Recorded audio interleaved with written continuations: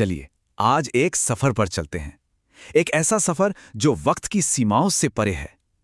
यह कहानी सिर्फ कुछ घंटों की भूख प्यास की नहीं, बल्कि हजारों सालों के इंसानी तजुर्बे की है। अक्सर हम रोजे को क्या समझते हैं? बस एक मजहबी रस्म, है ना? लेकिन अगर हम इतिहास की गहराइयों में उतरें तो ये एक खामोश जंग की कहानी है। वो जंग जो इंसान ने खुद को समझने और अपनी ख्वाहिशों पर काबू पाने के लिए लड़ी है। तो फिर ये पूरा सफर है किस बारे में? अगर ये सिर्फ भूखे रहने की कहानी नहीं है, तो फिर क्या है? चलिए इस गुत्थी को परत दर परत सुलझाते हैं। इस कहानी की शुरुआत होती है जन्नत से, एक ऐसी जगह जहां किसी चीज की कोई कमी ही नहीं थी। और कमाल की बात यह है कि रोजे की बुनियाद यहीं रखी गई, जो किसी कमी पर नहीं बल्कि अपनी मर्जी पर काबू पाने पर आधारित थी। तो सबसे पहले एक चीज बिल्कुल साफ कर लेते हैं। रोजे का मतलब खाने की कमी नहीं है। इसका असली मतलब है अपनी ख्वाहिश पर कंट्रोल करना। और इसकी पहली मिसाल हमें जन्नत में ही मिलती है। जरा सोचिए, एक ऐसी जगह जहां ना भूख है ना प्यास, वहां किसी एक पेड़ का फल खाने से रोकने का क्या मतलब था? यही तो असली टेस्ट था। ये इंसान के विल पावर का, उसके इरादे का इम्तिहान था कि क्या वो अपनी चाहत को हुक्म के आगे झुका सकता है। और फिर जब इंसान से भूल हुई और उसे जमीन पर भेजा गया, तब उसे अपने किए पर पछतावा हुआ। यहीं पर तौबा का दरवाज़ा खुला। रिवायतों में आता है कि हज़रत आदम ने अल्लाह को राज़ी करने के लिए रोज़े रखे, और ये एक अजीब तजुर्बा था। जैसे जैसे जिस्म कमज़ोर हो रहा था, रूह को एक नई ताकत मिल रही थी। ये भूख सज़ा नहीं थी, ये एक ट्रेनिंग थी। तो ये जो रूहानी प्रैक्टिस थी, ये एक से दूसरे पैगंबर तक कैसे पहुंची? चलिए देखते हैं। ये टाइमलाइन देखिए।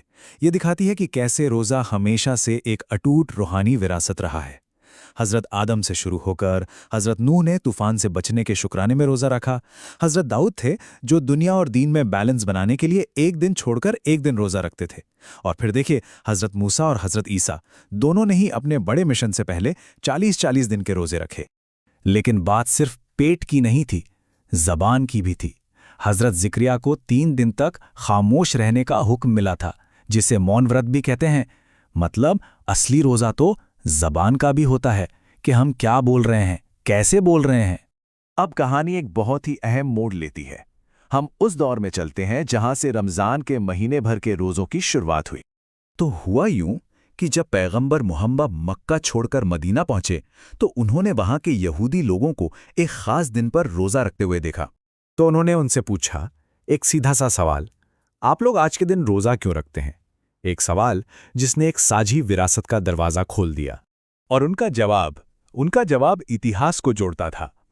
उन्होंने कहा, ये वो दिन है जब खुदा ने मूसा को फ़िरौन के जुल्म से बचाया था, इसलिए वो उस नेमत के शुक्राने में रोज़ा रखते हैं।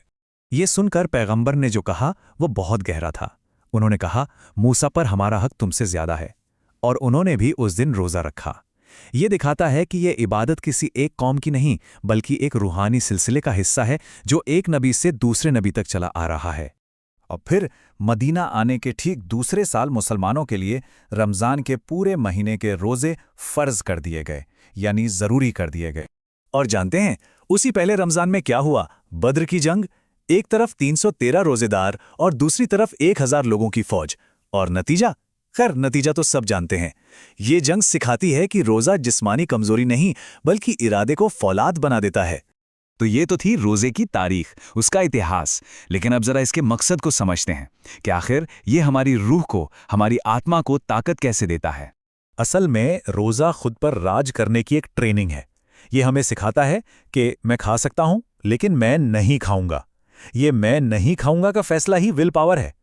जब कोई अपनी सबसे बेसिक ख्वाहिश पर काबू पा लेता है ना, तो फिर वो जिंदगी की बड़ी बड़ी मुश्किलों में भी डटा रहता है। और हां, जब पेट खाली होता है, तभी किसी गरीब की भूख का असली एहसास होता है। लेकिन जैसा हमने पहले भी बात की, असली रोज़ा सिर्फ भूखे प्यासे रहने का नाम नहीं है।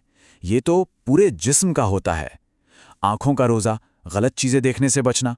ज़बान का रोज़ा, बुरी बातें कहने से बचना। दिल का रोज़ा, बुरे इरादे रखने से। यहाँ तक कि हमारे ख्यालों का भी रोज़ा, नेगेटिविटी से बचना। जब ये सब एक साथ होता है, तब जाकर रोज़े का असल मतलब पूरा होता है। तो असल मकसद क्या है? असल मकसद है बदलाव, एक ट्रांसफॉर्मेशन।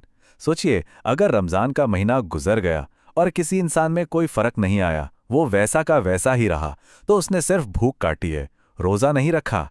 तो रोज़ा हमें सिखाता है खुद पर काबू पाना, अपनी इच्छाओं पर राज करना। अब सवाल ये उठता है, हम सबकी अपनी अपनी जिंदगी में हमारे विल पावर का, हमारी इच्छा शक्ति का सबसे बड़ा इम्तिहान क्या है?